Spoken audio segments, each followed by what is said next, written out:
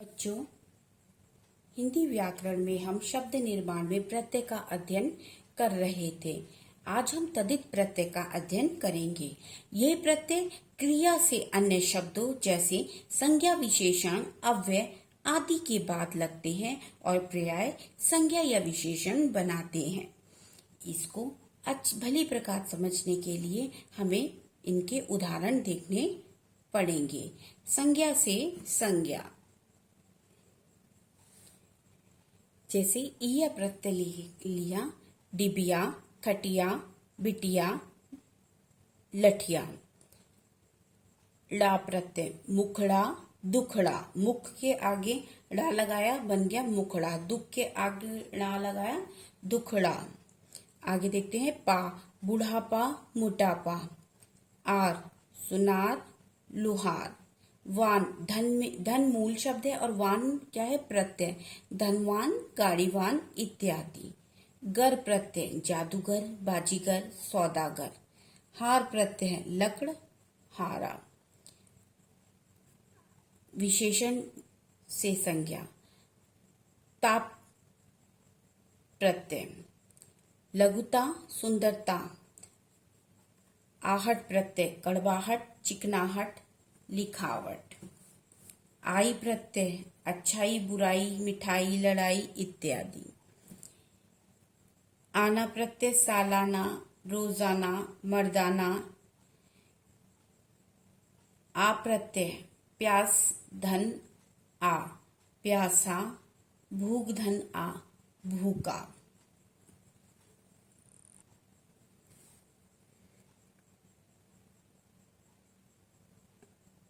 संज्ञा क्रिया विशेषण से विशेषण, ला, अगला, पिछला, निचला, मझला, यानी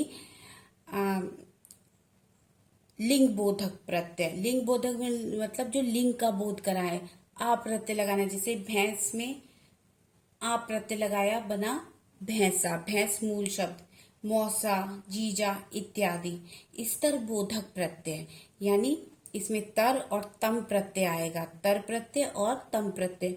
उच्च मूल शब्द है, उच्च में तर लगाया, उच्चतर। उच्च में तम लगाया, उच्चतम। व्यवसाय सूचक प्रत्यय, जो व्यवसाय के बारे में जो व्यवसाय जो कार्य वो कर रहे हैं, आर प्रत्यय लगा के, जैसे सुनार, लोहार, कुम्हार। आगे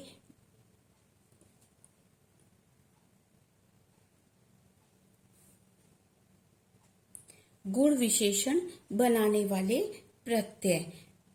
लू प्रत्यय लगाया, कृपा में लू प्रत्यय लगाया तो बन गया कृपालु।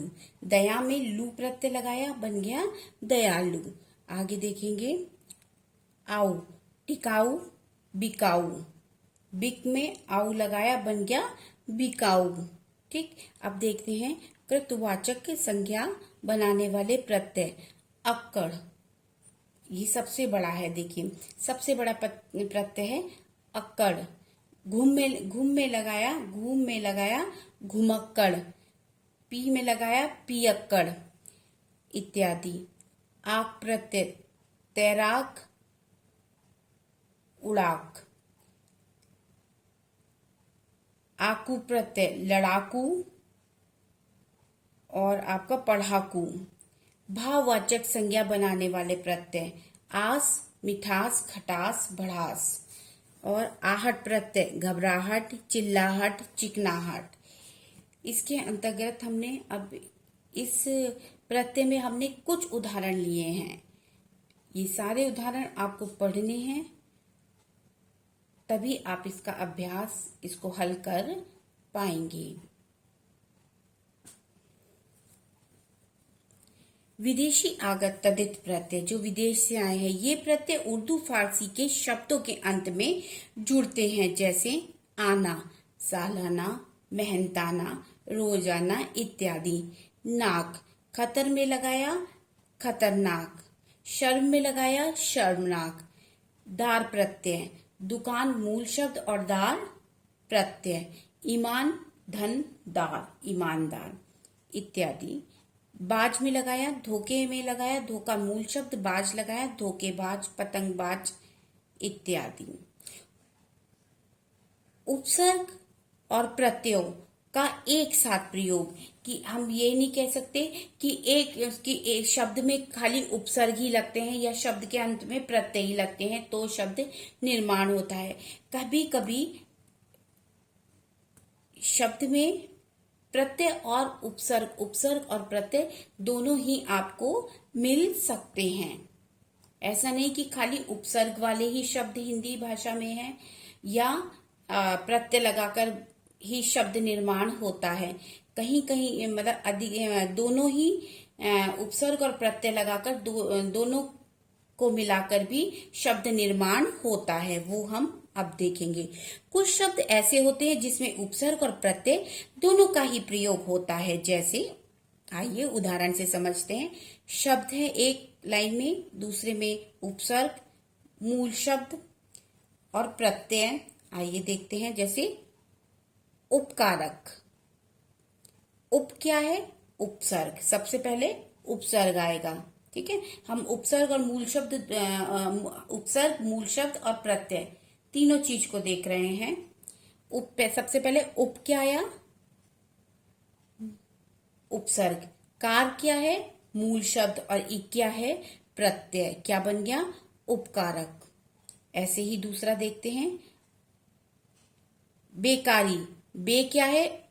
आपका उर्दू का उपसर्ग। कार क्या है? मूल शब्द। और ई क्या है? प्रत्यय। उसी तरीके से बेचैनी। बे क्या है? उर्दू का आपका उपसर्ग। चैन मूल शब्द और ई प्रत्यय हो गई आपकी। निर्दयता। निर उपसर्ग, दया मूल शब्द और ता प्रत्यय। अभिमानी। अभी क्या हुआ? उपसर्ग। मान क्या हुआ? मूल शब्द। और ई क्या हुआ? आपका प्रत्यय। अनुदारता। अन्न क्या हुआ आपका? उपसर्ग। उदार क्या हुआ? मूल शब्द। और ता क्या हुआ? प्रत्यय। इसी प्रकार सारे उदाहरण आप पढ़ेंगे। प्रत्ययों के आधार पर शब्द निर्माण के कुछ प्रमुख बिंदु, ये मतलब जितना भी आपने पढ़ा उसके कुछ प्रमुख बिंदु इसमें आपको दर्शाए गए हैं। मूल शब्द में एक बार में केवल एक ही प्रत्यय जोड़ा जाना चाहिए। जैसे स्वतंत्र में स्वतंत्र से स्वतंत्र्य या सुंदर से सौंदर्य तो बन सकता है, पर दूसरा प्रत्यय ता नहीं जोड़ा जा सकता। ठीक, सौंदर्यता शब्द गलत होगा। ठीक है, आगे देखते हैं दूसरा। शब्द में दो अलग अलग प्रत्यय जोड़कर पूज्य तथा पूजनीय शब्द तो बन सकता है, पर पूजनीय नहीं। इसी तरह शब्दों में य, व तथा ई प्रत्यय जोड़ते समय शब्दों के स्वरूप में होने वाली ध्वनि परिवर्तनों पर ध्यान रखना चाहिए जब आप ये प्रत्यय जोड़ रहे हैं। इसी तरह विशेषणों में एक प्रत्यय जोड़कर भाववाचक संज्ञा बनाने से पहले संधि नियमों का ध्यान रखना चाहिए। यदि मूल शब्द के आरंभिक अक्षर में आ स्वर हो तो उसका रूप नहीं बदलेगा। जैसे व्यापार धन इक, व्यापारिक। और कुछ शब्दों में वृद्धि दो स्थानों पर भी हो सकती है, जैसे पर, परलोक धन इक, पारलौकिक।